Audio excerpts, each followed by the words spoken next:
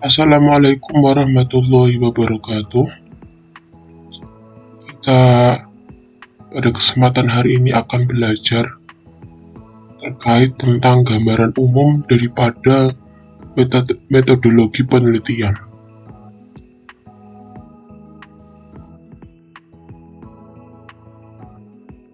Yang pertama, sebelum materi, kita adakan rencana perkuliahan ya.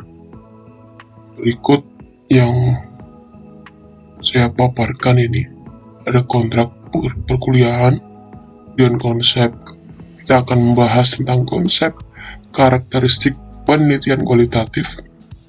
Kemudian kita akan membahas paradigma penelitian kualitatif dan etnografi, studi kasus, studi dokumen, observasi alami, wawancara terpusat, kemudian fenomenologi, grounded teori, ya, studi sejarah, dan kemudian ada etika penelitian kualitatif dan masalah penelitian kualitatif.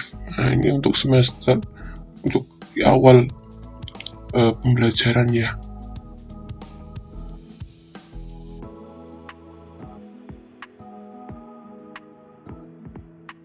Baik, pada awal materi metodologi penelitian, kita akan mengetahui apa sih hubungan penelitian dan ilmu pengetahuan.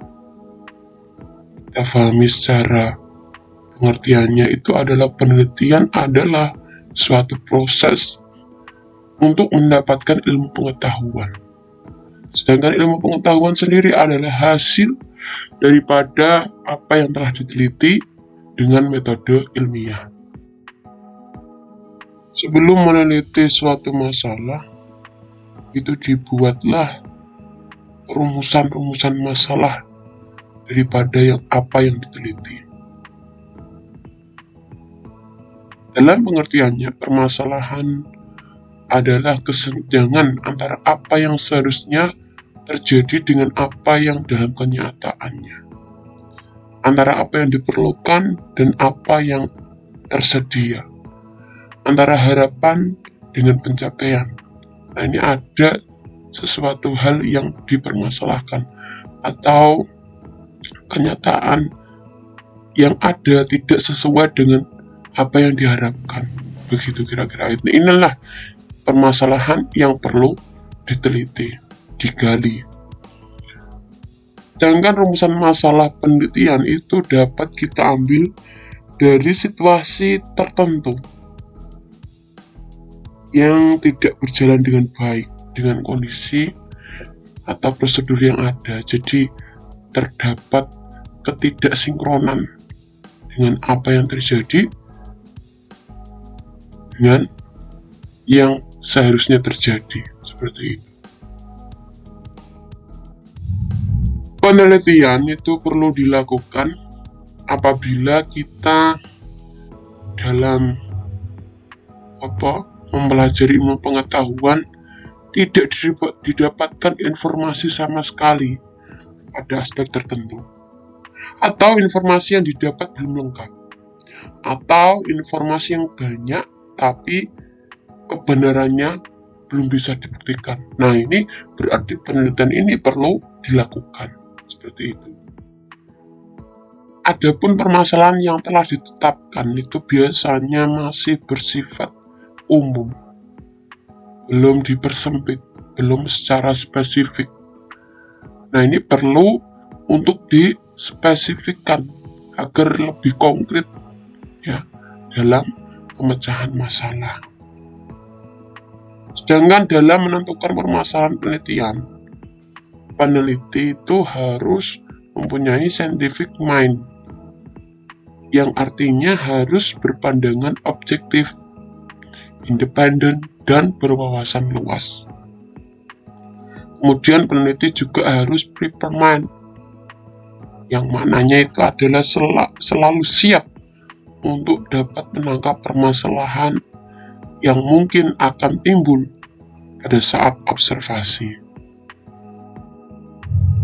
Tujuan dari diadakannya sebuah penelitian itu tergantung pada jenis penelitian dan masalah yang akan diteliti. Namun, pada hakikatnya, tujuan penelitian adalah yang ingin dicapai atau yang ingin diteliti oleh seorang peneliti. Jadi ingin mengetahui suatu hal dalam hal ilmu pengetahuan, maka inilah hakikat dari tujuan penelitian. Manfaat penelitian. Ada dua kegunaan atau fungsi dari penelitian itu sendiri. Satu, kegunaan ilmiah, yaitu untuk proses menghasilkan ilmu pengetahuan.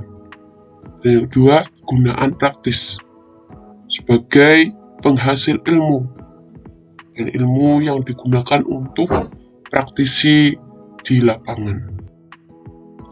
Jenis-jenis penelitian, menurut tujuannya itu ada dua jenisnya. Untuk penelitian untuk mendapatkan informasi, untuk menyelesaikan masalah, dan penelitian yang hanya untuk dipelajari saja, penelitian murni atau dasar. Dengan penelitian menurut metode itu terbagi atas survei pada populasi dengan sampel tentunya. Kemudian ex post facto, melihat ke belakang atas suatu peristiwa untuk mencari resikonya.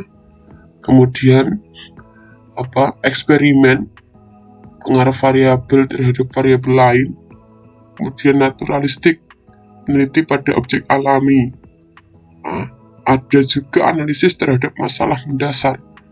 Terus action research, mengembangkan metode kerja.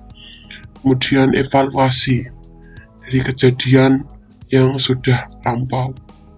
Kemudian meneliti juga metode sejarah, histori. Itu merekonstruksi, membangun kembali kejadian masa lampau. Itu jenis-jenis penelitian.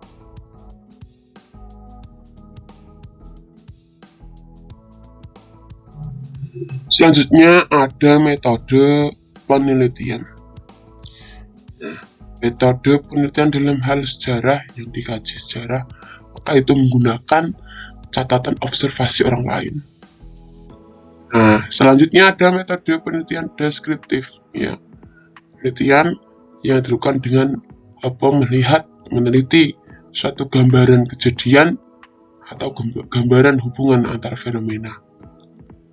Selanjutnya metode penelitian grounded research. Ini berdasarkan fakta dan analisis. Selanjutnya metode penelitian eksperimental. Ini dengan memanipulasi objek penelitian. Yang kelima itu metode penelitian tindakan atau action research. Ini memperoleh penemuan yang signifikan. Terima kasih. Untuk materi dari saya cukup itu saja. Mohon maaf apabila ada kesalahan. Wassalamualaikum warahmatullahi wabarakatuh.